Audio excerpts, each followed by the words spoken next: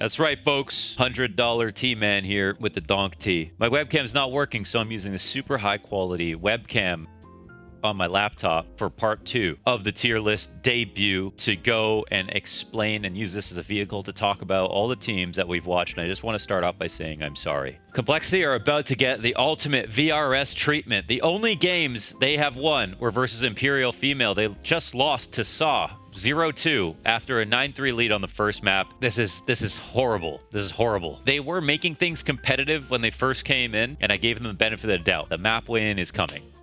But it looks like the map win is not coming. Nyx, who I was the most excited about in this promising new roster, going All-American! Besides JT and Halzerk and TC, Nyx was not there in this Saw game. And because of this new roster is going to get beat down, man. Beat down by VRS. America's at all-time lows coming in to Austin. Our best team doesn't even have any Americans on it. That's right. Team Liquid's got 2 Canadians, man. 2 Canadians, Naf and Twist. And are they doing their jobs? Absolutely. Does this team have legs? Kind of. Like, right now, Shuhei's on the market, and I'm sure Shuhei is quite expensive and maybe out of reach for Liquid. I'm not sure. This is one of the super orgs of our scene, though, you know? These guys are big dogs. You would expect they could pull this off if they wanted to. Now, Shuhei, probably, if he came in, he would replace JKS. Do they need the IGL? I think so. Because I just want to explain something here, okay? We have mouz Sports and Liquid, who both have just cut their IGLs. This is a little bit farther along for Team Liquid, but Twist comes in as a player who studied, learned, and won under Kerrigan. Right? And I was doing this podcast with Thorin, and he said, a quote, "I've taught you everything you know, but I haven't taught you everything I know." And that's what seems to be the symptom here, okay? The problem, all right? Where you have Yakinder, who played under Jame and tried to call for Team Liquid, but he couldn't call like Jame. Now you have Twist calling for Team Liquid, who used to play for Kerrigan, but he can't call like Kerrigan. He's a better IGL than Yakinder is, and he can hold a mouse, and he can actually get really good stats and have high impact as a player. But as an IGL, he's not as good as Kerrigan. And I don't know how to say this, but that's not an offensive thing, okay? In your careers, if you're never going to be as good as Kerrigan as an IGL, that's okay. There's one Kerrigan, all right? But if you're going to be able to win trophies, think about the teams that win events right now. You have Vitality with Apex, who took 5 years to become the IGL that he is now, that is actually taken seriously. You have FaZe, who in the last year have got solidly second place finishes, including second place at both of the last majors. You have Spirit, who have Chopper, who have Hallie, who have an incredible system between those two that are tier 1 god tier IGLs. These are the kinds of teams that are closing out events. And then you have exceptions, right? You have G2, who struggle to have an IGL that can both hold the mouse and also call at a high level. I would argue that Hooksy calls at the level of Kerrigan, and they won big events with Hooksy, but he obviously couldn't frag to the point that it was hard to look past, you know? Now you have Brolin, who is trying to call in place of Shuhei, and Shuhei is one of these IGLs. You know, he is one of these top IGLs that is a system thinker. And when I say a systems thinker, what I mean is that the great IGLs, the all-time greats, the Glaives, the Kerrigans, and even the Apexes and some of the new guys who are elite level right now, when it gets to round, well, if you include CSGO, let's say it gets to rounds 20 to 30, they've accumulated so much data throughout the match that they're able to, within a freeze time, at the start of each of those rounds. You know, I always say for Kerrigan, it's the round 28, 29 call. This is right before the game ends, a T side, you know, the Canada call with Twists. He's able to cultivate a moment that is so comprehensive. It's so pragmatic based on all of the data that he's seen throughout the half. And he is able to use the 5 players on his team to create a round that both shrouds his idea in mystery and also allows him to execute at an extremely high level, like a very detailed default, one very subtle fake, a player that can focus on his crosshair because he knows exactly what his game plan is. He's one of a few people, okay? You don't have to take off your shoes to count the amount of IGLs that can do something like this. All the elite rosters in history. They don't do what we saw Brolin and what we've seen Twist doing, and that's calling a 4-1 because they got one piece of information at the end of a game in the last or second last round. Now, Twist is way better right now than Brolin is, Brolin just started. I'm just going to say this. No one thought Brolin could be an IGL. No one thought Apex could be an IGL. But no one thought Apex could be an IGL, and then it took him 5 years to get there. All right. Brolin, I have no idea where this came from. Never heard any player say, oh, this guy's like, you know, next. He's a second caller. He's going to be the next. And he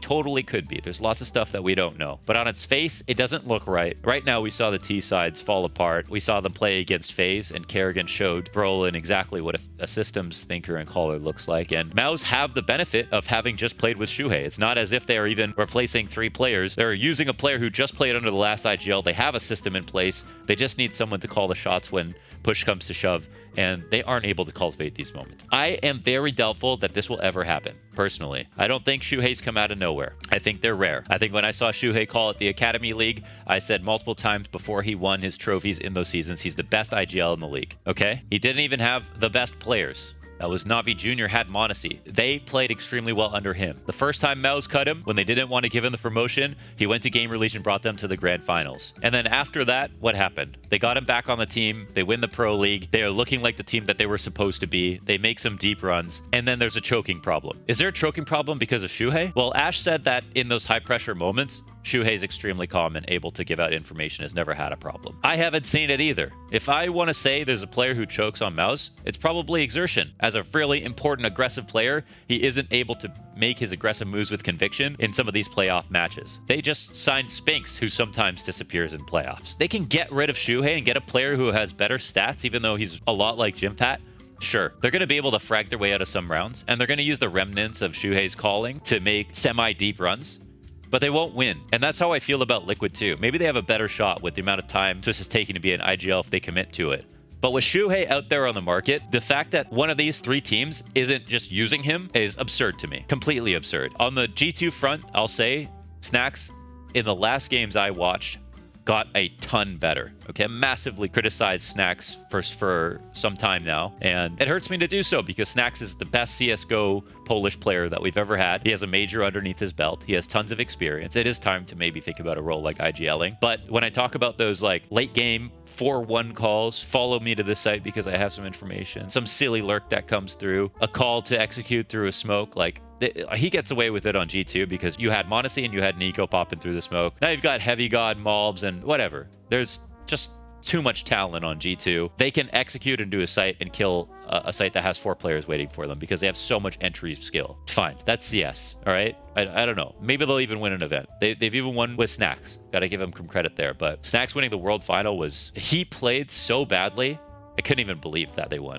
But that was the same thing at Dallas. They had Nexa and Stewie, who were 2 of some of the worst players of the entire event. I'm going to be frank. This is how good Monacy is, and this is how good Nico is and was. All right, so G2... In terms of Heavy God, I like his impact. I think he's been good. I feel good about this team. I don't think this is the final resting place for G2. I don't think this is the roster that wins a major. No chance. I actually think Malbs actually has had some issues. Liquid, I think we're just going to continuously see them do well because they have great players. Nertz is great, even though he's not the same player as Yukinder. He's just so much more stable. He's also seems like he can be even more flexible and dynamic. But I just think that when they play against some of the elite teams, I don't see them ever beating a team like Spirit in a final. I don't see them ever beating a team like Vitality in a final. I see them losing to even a FaZe in the final, even if FaZe are off form. So if they can't close out tournaments, that's the bar for me for Liquid. So that's why I'm not super excited about them. And mouz, I'd say, like, same thing. They're going to get some upset wins. They're going to have some impressive results. And then they're going to exit quarters and semifinals. That's my prediction for these rosters. So I think they're good, but it's almost wasted talent, I think. Honestly, genuinely think if you brought Hooksy in, even with his stats. And Hooksy wasn't even as bad as Snacks. Hooksy had better stats than Snacks. And it is a far better caller. Far better. Far better. It's not even close. Okay? Maybe Snacks is getting good now. Hooksy was already that good. So it's not even close. You want to know why they kicked him in the first place? Well, Nico doesn't have the best taste in IGLs now, does he? Otherwise, he wouldn't have to watched Kerrigan win that major without him. Okay, FaZe Clan with Elige. Now, they have this S tier IGL, and guess what? The integration of Elige seems to be working. He's able to top frag on a lot of these maps. They have a huge problem, and it's made me really, truly appreciate how incredible Rops was as a player. Rops is one of the, best rookies in history, right? Back in 2017, I made a video called On the Radar, where I talked about him getting called out for cheating by basically every pro when he's playing FPL. He is a movement god with amazing aim, and he's super careful and super patient, always hit his shots, and an amazing lurker. And he's just gotten better and better every year since. To the point that now that he's left the team, and you have places like A main Anubis. How do you fill A main Anubis when now you've got Elish who always plays mid and should be playing mid, and then you have Rain and Kerrigan? You realize how powerful it was to have Rops play 2/3 of the rounds on A entirely by himself and have Brokey come over to help with an op every once in a while, and now they have to replace that? Or you talk about Ancient A site and you have Kerrigan trying to play Ancient A site, you had Kerrigan trying to play A on Anubis. Well, now they're switching Rain over, and they've done that just in the last week. They've got Rain playing Pit on Inferno, they've got Rain playing A on Anubis, they got Rain playing Banana on Ancient, which I'm not a huge fan of. I'd rather him just be in Cave, even though Kerrigan has to be on the site, but not much has to change over there. They're figuring it out. I think Rain is somebody who, and this is a tier list of the debuts, so the future is one thing. For now, though, I think the integrations have been pretty damn impressive. They 3-0 the group here at PGL, and Elish will get to play a playoffs after missing at Akato. So yes, Elish is comfortable. He's overextended a few times, some growing pains, but I would rather him start out playing very aggressively, because then you can slow it down. I think if you start out playing passive and the team gets used to it, stats look good, you're not dying too much, but your impact isn't there, it's going to be hard to switch to being overly aggressive player. That's kind of how I see it. So I like that he's taking some risks and trying to get integrated into the chemistry, but some of the rounds should be kind of based around Elish because he's going to be this most consistent aggressive rifler that FaZe have. So we see the upgrade on T side right away, lots of problems on CT side, and this cavernous hole that Rops has left on the team, and you see that Vitality instantly benefit from him joining. But it's like I knew how good Rops was this whole time, but until realizing like how much he did in so many sites on CT side by himself, I didn't realize like you cannot just replace him even with the veterans on FaZe. So I'm putting them up in A, not S, because who knows?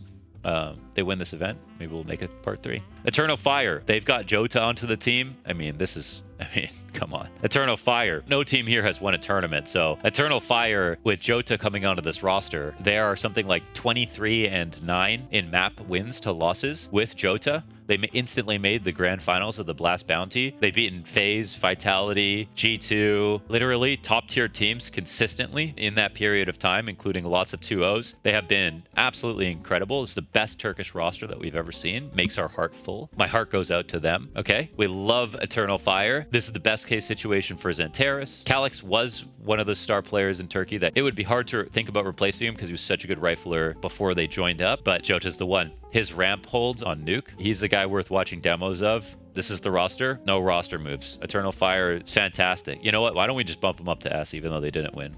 Debuts.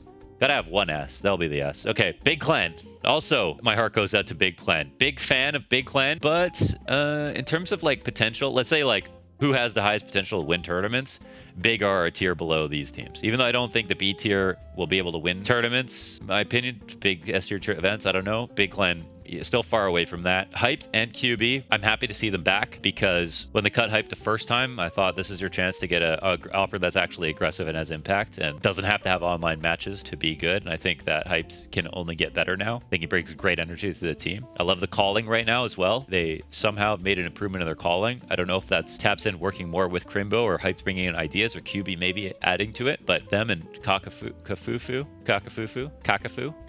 have leveled it up. Big always got credit for their tactics, but in my opinion, a little overrated when it came to how good they actually were at calling. Even though they were a team that did well despite their talent, I think they could have also done better calling, and now they're doing that. Full German, love this team. Can we put them C tier? I think so, because they're still not actually beating good teams right now. They're kind of feeling like a complexity. I was excited to see what they could do, but in this last week, we're seeing them now take some more losses. They did beat Wildcard, which is a nice revenge match and not an easy team to actually beat, but they're not there yet. So I guess C, maybe like a B-, and we just got D for hater tier. I mean, it's got to be complexity though.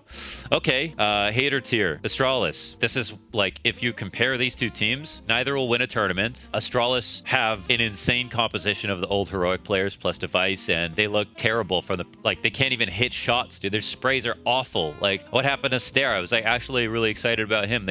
They're like pushing smokes, whiffing entire sprays. They are overcomplicating tons of rounds. I have no idea why their chemistry is not there at all. This team will not last. They cost way too much money. They're a bunch of good-looking guys, can't hit a shot. All right, it's ass. It's terrible to watch. Not a fan of Astralis right now. Something has to give. Something has to change. Okay, so $100 t-shirt man out. I just did a video on HLTV talking about my life as a caster and a bunch of other stuff. If you had an interview with them at the HLTV Awards, you want to go watch that after this video. That's all I got for you today. Code launders, 10% off A-Zone. And Elgato, please fix your webcam 3.0 thing so that I can actually record videos on a proper webcam instead of this laptop camera. Thank you guys so much for watching. You got ideas for my next video? Let me know. I kind of like how scuffed this is, so I'm actually down to do some more before I get home. Cheers, everybody.